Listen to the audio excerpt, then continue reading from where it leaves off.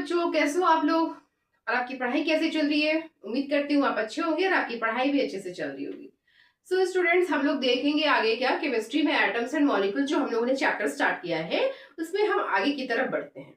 तो देखो, atoms and molecules में हम लोगों ने क्या क्या देख लिया। हम लोग ने बहुत कुछ देख लिया है इसमें, है ना। एटॉमिक मास वगैरह देख चुके हैं, मास नंबर, ये सारा कुछ देख चुके हैं। तो देखो, मैं आपको बताती हूँ कि आज हम लोग क्या पढ़ेंगे। तो आज हम लोग पढ़ेंगे लॉज ऑफ केमिकल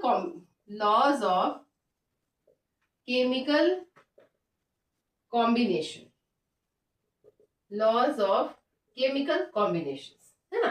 तो केमिकल कॉम्बिनेशंस का लॉज पढ़ेंगे। कहने का मतलब है कि कोई भी केमिकल रिएक्शन अगर हो रहा है तो उसमें जितने भी सब्सटेंस, केमिकल सब्सटेंस प्रेजेंट है, मींस रिएक्टेंट एंड प्रोडक्ट, जो भी केमिकल सब्सटेंस प्रेजेंट है वो किस लॉ को फॉलो करेंगे, है ना। वो रिएक्शन कौन से लॉ को फॉलो करेगा, इसलिए इसका नेम है लॉज ऑफ केमिकल कंपोजिशन। इसको दिया किसने, तो इसको दो साइंटिस्ट ने मिलकर दिया।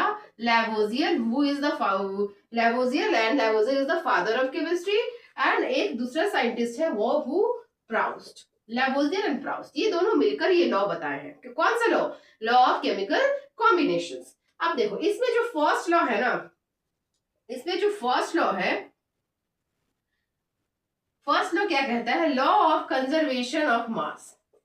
Law of conservation of mass. देखो, law of conservation of mass क्या कहता है, ध्यान से समझना। Law of conservation of mass ये कहता है कि in any chemical reaction the total mass of reactants remains conserved. ठीक है, मतलब कोई भी केमिकल रिएक्शन में जितना भी रिएक्टेंट यूज करेंगे उस रिएक्टेंट का टोटल मास क्या होगा, कंजर्व रहेगा, यानी कि कोई मास उसका लॉस नहीं होगा। इन any chemical reaction the total mass of reactant, है ना, विल रिमेन कंजर्व। मतलब कि हम कोई भी अगर रिएक्टेंट किसको कहते हैं, सबसे पहले देखो रिएक्टेंट हम किसको कहते हैं। तो जैसे हम यहाँ ए और बी लेकर दिखाती हूँ, तो ये ए, बी और सी और डी। तो देखो एरो है ना, ये एरो के जो लेफ्ट साइड में होता है ना, that is called reactant. And reactants have to be combined with each other. Reactant वो होता है जो एक दूसरे के साथ कंबाइन करता है एंड फॉर्म प्रोडक्ट। और रिएक्टेंट कंबाइन करेगा तो ऑब्वियसली कुछ ना कुछ प्रोडक्ट बनाएगा। तो रिएक्टेंट क्या होता है कि जो कंबाइन करता है, and product are the substances which are formed by the combination of reactants. Product वो होता है जो रिएक्टेंट के कॉम्बिनेशन से बनता है। तो एरो के राइट साइड में ये प्रोडक्ट कहलाएंगे, these are called products. And arrow के लेफ्ट साइड में ये क्या कहलाएंगे, reactants, these are called reactants. तो ये हो गया रिएक्टेंट एंड ये हो गया प्रोडक्ट। ये लॉ क्या कहता है, law of conservation of mass क्या कहता है। Law of conservation of mass ये कहता है कि आप जितना ग्राम भी रिएक्टेंट यूज किए हो, जैसे मान लो कि मैं यहाँ पे 10 ग्राम टोटल रिएक्टेंट यूज की हूँ, या अलग अलग ही देख लो ना। अगर मान लो ए है 5 ग्राम और बी है कितना, 7 ग्राम, टोटल हम लोगों ने 12 ग्राम रिएक्टेंट यूज किया है रिएक्शन में। तो क्या पॉसिबिलिटी है कि प्रोडक्ट भी क्या बनेगा, 12 ही ग्राम बनेगा, उससे ज्यादा नहीं बनेगा, उससे ज्यादा नहीं बनेगा। ठीक है, प्रोडक्ट भी 12 ग्राम ही बनेगा। मतलब अब जरूरी नहीं है कि ये 5 और ये 7, कुछ भी पॉसिबिलिटी हो सकता है ये 6 ग्राम बने, ये भी 6 ग्राम बने, है ना, ये 7 ग्राम बने, ये 5 ग्राम बने, कुछ भी बने, लेकिन प्रोडक्ट भी क्या रहेगा, उतना ही बनेगा। धीरे धीरे ये दोनों कंबाइन होकर 0 हो जाएंगे और रिजल्ट क्या हो जाएगा, हमारा प्रोडक्ट हो जाएगा। ठीक है, ये दोनों कंबाइन होते जाएंगे और ये कंबाइन होकर रिएक्टेंट 0, सारा का सारा क्या बन गया, प्रोडक्ट बन गया। ठीक है, तो यही कहता है ये लॉ कि आप जितना ग्राम रिएक्टेंट यूज किए हो उतना ही ग्राम प्रोडक्ट बनेगा, उससे ज्यादा नहीं बनेगा। ठीक है, बट देखो एक पहला केस, लेकिन दूसरा केस में मान लो कि हमको ये दोनों 5-5 ग्राम ही मिला, रिएक्शन कंप्लीट हो गया। ये दोनों 5-5 ग्राम ही मिला, रिएक्शन कंप्लीट हो गया, तब क्या कहेंगे, तब तो ये लॉ फॉलो नहीं हुआ। नहीं, ऐसा नहीं है, तो भी लॉ फॉलो हुआ। मतलब इधर 10 ग्राम है, इधर कितना है, 12 ग्राम है। ठीक है, अब देखो ये 5 ग्राम है और ये कितना ग्राम है, 7 ग्राम है। ये 5 ग्राम और ये 7 ग्राम। हो सकता है कि ये 5 ग्राम और ये 7 ग्राम दोनों 5-5 ग्राम आपस में मिल गया और रिएक्शन स्टॉप हो गया, 2 ग्राम रिएक्टेंट बच गया, उसको रिएक्ट करने के लिए ए है ही नहीं, ए खत्म हो गया, है ना। तो यहाँ पर हमको प्रोडक्ट क्या मिला, 10 ही ग्राम मिला। तो यहाँ पर क्या बनेगा, अनरिएक्टेड, बाकी क्या बच गया हमारे पास, अनरिएक्टेड रिएक्टेंट्स, अनरिएक्टेड रिएक्टेंट कितना बचा, 2 ग्राम। ठीक है, तो 2 ग्राम रिएक्टेंट बच गया, रिएक्शन में रिएक्टेंट पड़ा हुआ है अभी 2 ग्राम, टोटल रिएक्टेंट 12 ग्राम, 12 ग्राम रिएक्टेंट में एक 5 ग्राम था, एक 7 ग्राम था, दोनों 5 ग्राम मिलकर 10 ग्राम कन्वर्ट हो गया किस में, प्रोडक्ट में। बाकी 2 ग्राम तो बच गया, तो वो 2 ग्राम क्या हो गया, रिएक्टेंट एज इट इज बच गया, जो कि रिएक्ट नहीं हुआ है। ठीक है, रिएक्टेंट एज इट इज बच गया है हमारे पास, लेकिन वेस्ट नहीं हुआ है। हम ये नहीं कह सकते वो रिएक्टेंट खत्म हो गया, पता नहीं कहाँ चला गया, नहीं, उसका हिसाब मिल जाएगा कि अच्छा इतना ही ग्राम प्रोडक्ट बना है, यानी कि इतना रिएक्टेंट बच गया है अभी, है ना, उतना रिएक्टेंट अभी बच गया है, वो रिएक्ट नहीं हुआ है। कहने का मतलब है कि रिएक्शन में चाहे कोई भी कुछ भी हो जाए, जितना आप रिएक्टेंट लिए हो, प्रोडक्ट ओवरऑल रिएक्शन में प्रोडक्ट बनने के बाद भी उस रिएक्शन का वेट जो है ना, उस रिएक्शन का जो मास है उतना ही ग्राम रहेगा। रिएक्शन स्टार्ट करने से पहले रिएक्शन ओवरऑल रिएक्शन का मास अगर 12 ग्राम था, तो रिएक्शन एंड होने पर भी उस रिएक्शन का मास 12 ग्राम ही रहेगा। ठीक है, तो 2 पॉसिबिलिटी होती है, एक केस में पूरा रिएक्टेंट रिएक्ट करके पूरा प्रोडक्ट बना देगा, दूसरी पॉसिबिलिटी में कुछ रिएक्टेंट जो है वो अनरिएक्टेड फॉर्म में बच जाएगा, है ना, कुछ रिएक्टेंट अनरिएक्टेड फॉर्म में बच जाएगा, बाकी के क्या हो जाएंगे, प्रोडक्ट्स बन जाएंगे। तो ये लॉ वही कहता है, this is called law of conservation of mass. Okay,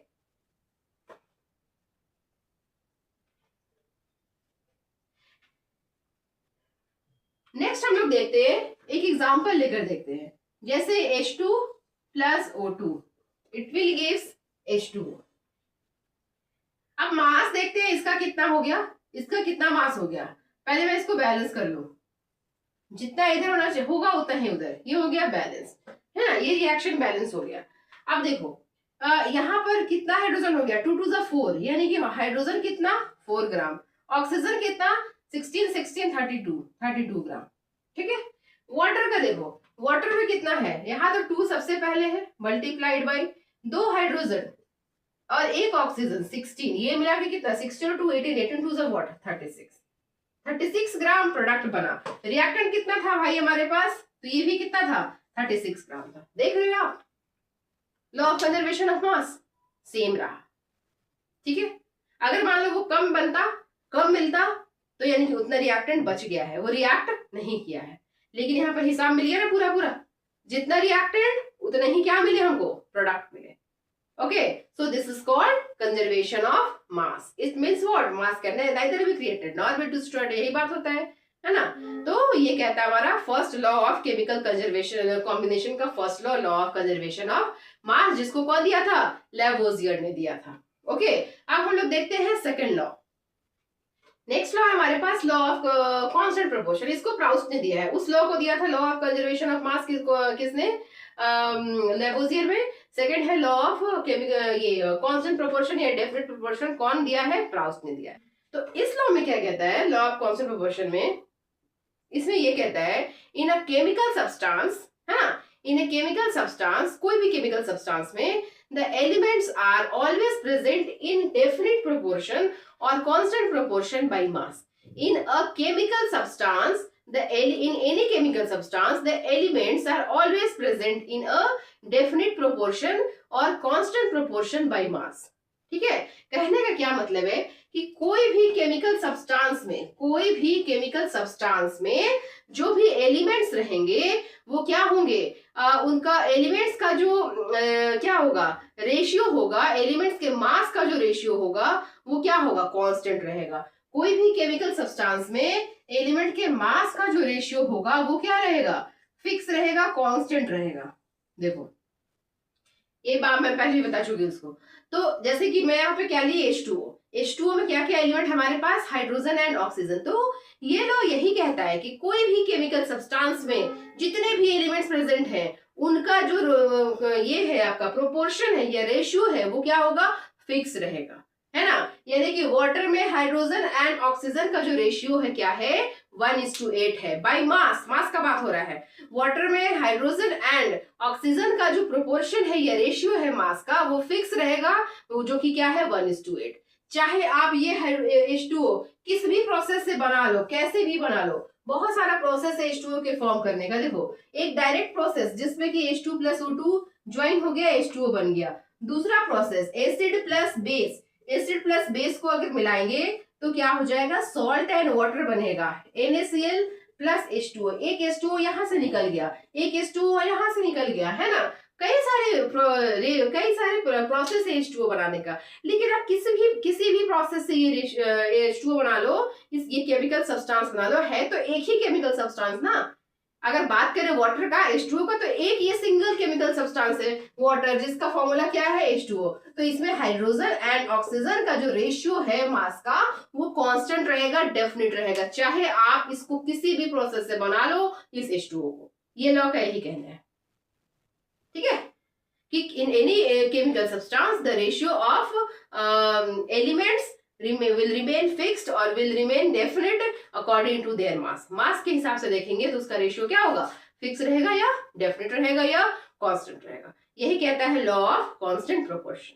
तो ये हमारे पास दो लॉ है, law of conservation of mass, law and law of constant proportion, और जो कि किसके अंडर आएगा, लॉ ऑफ केमिकल कॉम्बिनेशन। मतलब कि कोई भी केमिकल रिएक्शन किस लॉ को फॉलो करता है, उसके तहत ये दो लॉस है, ठीक है। तो हम लोग क्या क्या देख चुके, लॉज ऑफ केमिकल कॉम्बिनेशन देख चुके, atomic mass, atomic number, mass number, ये सब कुछ देख लिए। 1 से 20 तक का जो भी एलिमेंट्स है ना, उसका आपको एटॉमिक नंबर और एटॉमिक मास याद होना चाहिए 1 से 20 तक, ठीक है। लास्ट क्लास में भी बताए थे, एक बार फिर से बता दे रहे हैं। 1 से 20 तक का एटॉमिक नंबर और मास नंबर जो भी है वो आपको लर्न होना चाहिए। देखो नीचे में एटॉमिक नंबर है और ये ऊपर में मास नंबर, एटॉमिक मास है। नीचे एटॉमिक नंबर और ऊपर में क्या है, एटॉमिक मास। सारा कुछ क्लियर हो चुका है आपका पहले ही, क्या होता है मास नंबर, क्या होता है एटॉमिक नंबर, क्या होता है एटॉमिक मास। तो आपको ये इस तरह से एज इट इज याद कर लेना है।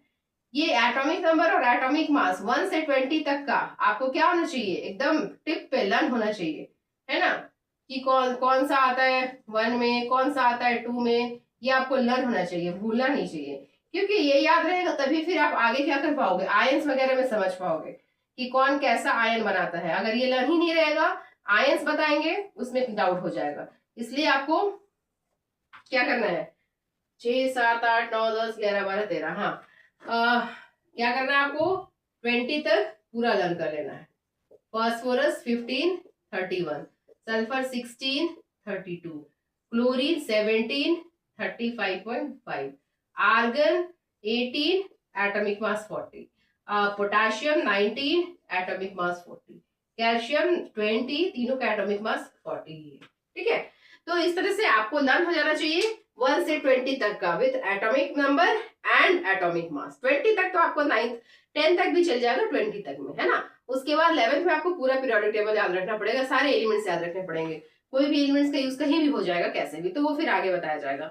अभी आपको 20 तक एकदम याद रख लेना है, क्योंकि नेक्स्ट क्लास में हम लोग मूव करेंगे किसकी तरफ, आयंस की तरफ। जब मैं आयंस बताऊंगी, जब आपको केमिकल फॉर्मूलाज लिखने सिखाऊंगी, वहां पे ये सारा कुछ आपको आना चाहिए, ठीक है। तो बच्चों आप एक एक करके सारा कॉन्सेप्ट अपना क्लियर करो। एटम्स एंड मॉलिक्यूल्स का छोटा छोटा वीडियोस में आपको इसलिए दे रही हूँ ताकि आपका कॉन्सेप्ट अच्छे से क्लियर हो जाए, बर्डन ना लगे, है ना। फिर भी आपको कोई भी अगर डाउट होता है तो आप कमेंट बॉक्स में मुझे जरूर कमेंट करो और अपने डाउट को क्लियर करो। तो आप वीडियो को अच्छे से देखिए, लाइक कीजिए, शेयर कीजिए और मोस्ट इंपॉर्टेंट आप सब्सक्राइब कर लीजिए ताकि वीडियो फर्स्ट ऑफ ऑल आपके पास पहुंच जाए, ठीक है। सो स्टूडेंट्स, हम लोग मिलते हैं नेक्स्ट क्लास में, नेक्स्ट वीडियो में नए टॉपिक के साथ। तब तक के लिए thank you, have a nice day.